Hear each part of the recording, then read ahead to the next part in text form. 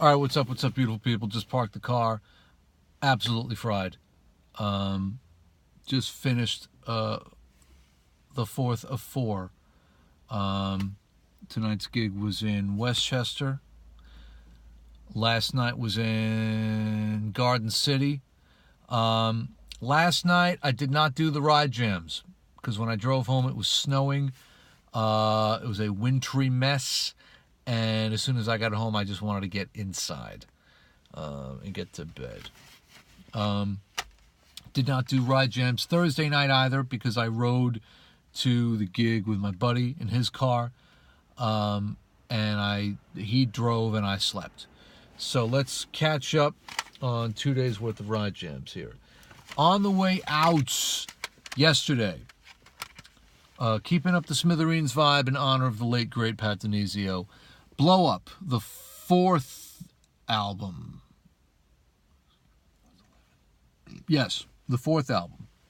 I was not nuts about this record when it first came out back in 91. I had some expectations that I brought to it based on Green Thoughts and 11. I liked it, obviously. I didn't dislike it. It wasn't my favorite. It didn't hit me the way the others did. But it has grown on me to the point where I put it on yesterday and just absolutely loved it from start to finish. So this is the great thing about listening to music and why it's good for you. You can just completely rediscover something 2 decades later in a whole new way. I think by this point, Top of the Pops is on here. What's the other one? Too Much Passion is on here. He wrote a song with Diane Warren that's on here called Get a Hold of My Heart. Jimmy Babjack wrote a song on this one, Now and Then, featuring my buddies, the Cowsills, on background vocals. So you can tell by now that they had been spending some time in L.A. just by looking at them. That is a band that's been in LA for a minute. But in any case, on the way home yesterday, it was God Save the Smithereens from 1999. This was their first album of new material in a minute since Pat's solo project, Songs and Sounds. Is that the name of the Songs and Stories? Why am I blanking on that? I don't know. Anyway, Pat did some solo stuff, and then the band got back together for God Save the Smithereens, which I didn't get initially when it came out. I didn't have a copy for a while. And it hasn't grabbed me the way all the others have. Great stuff on here. Classic Smithereens sound. Still need to get more acquainted with this one. Okay. On the way out tonight, sitting in traffic on Flatbush Avenue trying to get on the BQE, and then sitting in traffic on the BQE to the sound of the Kinks. Well-respected Kinks.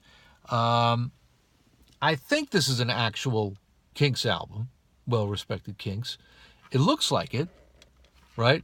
Featuring Well-Respected Man, You Really Got Me Till the End of the Day, and others.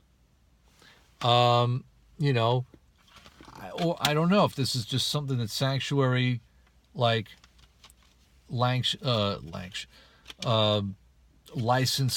these tracks. Sanctuary, of course, is the record label that does a lot of these reissues. Although, looking at the disc, you can tell that it's a short program on here. So maybe this is an actual Kinks album, Well-Respected Kinks. Those of you that know these things would know. And then on the ride home tonight... No, I'm wrong. Excuse me. After the Kinks album was over, the short Kinks album was over, once I was moving again in traffic, Van Wyck to the Whitestone Bridge to the Hutch, speeding along to the sound of the Knack. Get the Knack. You must know My Sharona. If you were alive in 1979, you know My Sharona.